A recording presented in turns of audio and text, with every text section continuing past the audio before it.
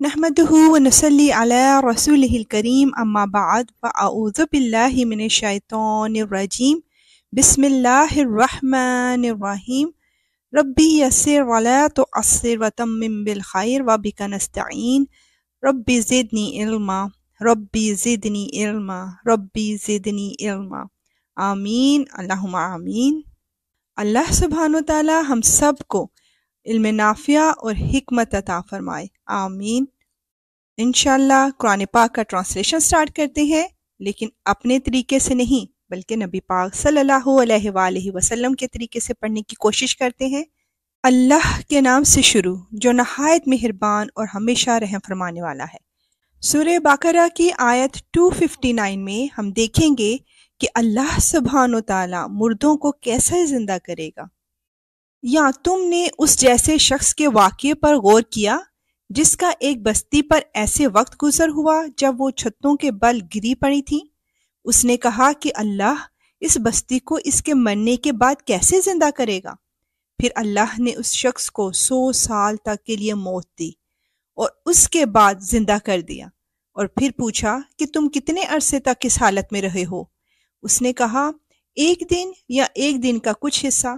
اللہ نے کہا نہیں، بلکہ تم 100 سال اسی طرح رہے ہو۔ اب اپنے کھانے پینے کی چیزوں کو دیکھو کہ وہ ذرا نہیں سڑی، اور دوسری طرف اپنے گدھے کو دیکھو کہ گل سڑ کر اس کا کیا حال ہو گیا ہے۔ اور یہ ہم نے اس لیے کیا تاکہ ہم تمہیں لوگوں کے لیے اپنی قدرت کا ایک نشان بنا دیں۔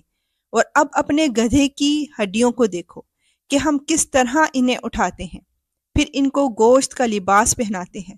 چنانچہ جب حقیقت کھل کر ان کے سامنے آ گئی تو وہ بول اٹھا کہ مجھے یقین ہے اللہ ہر چیز پر قدرت رکھتا ہے، سبحان اللہ۔ آیت 260 میں حضرت ابراہیم علیہ السلام کے سوال کا جواب دیا جا رہا ہے۔ آئیے دیکھتے ہیں کہ وہ کون سا سوال تھا۔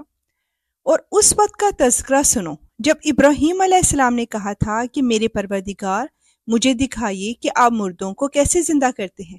اللہ نے کہا کیا تمہیں یقین نہیں؟ کہنے لگے یقین کیوں نہ ہوتا، مگر یہ خواہش اس لیے کی ہے تاکہ میرے دل کو پورا اطمینان حاصل ہو جائے۔ اللہ نے کہا اچھا تو 4 پرندے لو اور انہیں اپنے سے مانوس کر لو، پھر ان کو ذبح کر کے ان کا ایک ایک حصہ ہر پہاڑ پر رکھ دو، پھر ان کو بلاؤ، وہ چاروں تمہارے پاس دوڑتے چلے آئیں گے۔ اور جان رکھو کہ اللہ پوری طرح صاحب اقتدار بھی ہے، اعلیٰ درجے کی حکمت والا بھی ہے۔ بے شک یا رب العالمین، یا اللہ تو ہمیں ایمان کی زندگی عطا فرما اور ایمان کی حالت میں موت دے اور پھر دوبارہ ایمان کی حالت میں اٹھانا، آمین۔ آیت 261 to 262 میں ہم دیکھیں گے کہ اللہ کی راہ میں خرچ کرنے پر کیسا شاندار اجر ملتا ہے۔ جو لوگ اللہ کے راستے میں اپنے مال خرچ کرتے ہیں ان کی مثال ایسی ہے جیسے ایک دانہ 7 بالیں اگائے اور ہر بال میں 100 دانے ہوں، اور اللہ جس کے لیے چاہتا ہے ثواب میں کئی گنا اضافہ کر دیتا ہے۔ اللہ بہت وسعت والا اور بڑے علم والا ہے، سبحان اللہ۔ جو لوگ اپنے مال اللہ کے راستے میں خرچ کرتے ہیں پھر خرچ کرنے کے بعد نہ احسان جتلاتے ہیں اور نہ کوئی تکلیف پہنچاتے ہیں، وہ اپنے پروردگار کے پاس اپنا ثواب پائیں گے، نہ ان کو کوئی خوف لاحق ہوگا اور نہ کوئی غم پہنچے گا، سبحان اللہ۔ یا رب العالمین، ہم جو بھی مال خرچ کریں، جو صدقہ خیرات کریں، وہ صرف اور صرف تیری رضا اور خوشنودی کے لیے ہو، آمین۔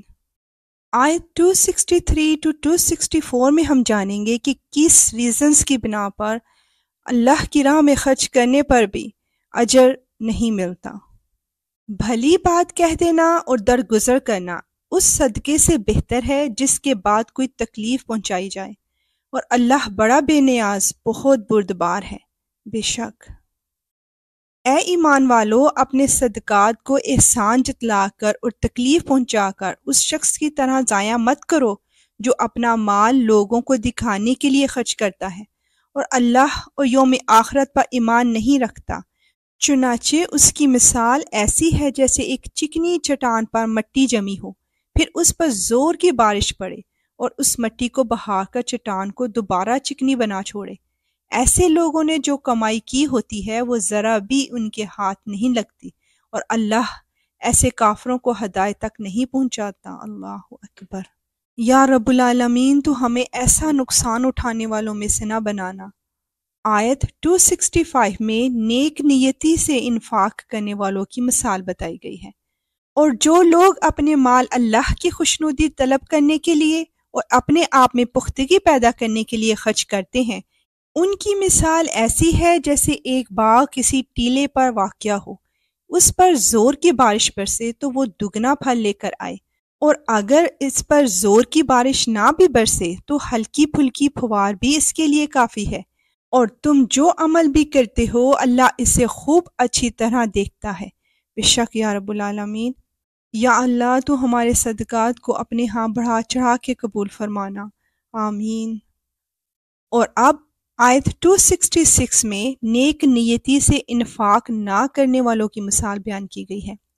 کیا تم میں سے کوئی یہ پسند کرے گا کہ اس کا کھجوروں اور انگوروں کا ایک باغ ہو جس کے نیچے نہریں بہتی ہو، اور اس کو اس باغ میں اور بھی ہر طرح کے پھل حاصل ہوں، اور بڑھاپے نے اسے آ پکڑا ہو اور اس کے بچے ابھی کمزور ہوں؟ اتنے میں ایک آگ کا بگولا آ کر اس کو اپنی زد میں لے لے اور پورا باغ جل کر راکھ ہو جائے۔ اسی طرح اللہ تمہارے لیے اپنی آیتیں کھول کھول کر بیان کرتا ہے تاکہ تم غور کرو۔ اللہ اکبر۔ یا اللہ تو ہمیں ایسے لوگوں میں شامل نہ فرمانا جن کی دنیا بھی برباد ہو گئی اور آخرت بھی، آمین۔ اے اللہ مانوس کر دے ہماری وحشتوں کو ہماری قبروں میں۔ اے اللہ قرآن کی وجہ سے ہم پر رحم فرما اور اس کو ہمارے لیے نور، ہدایت اور رحمت کا ذریعہ بنا۔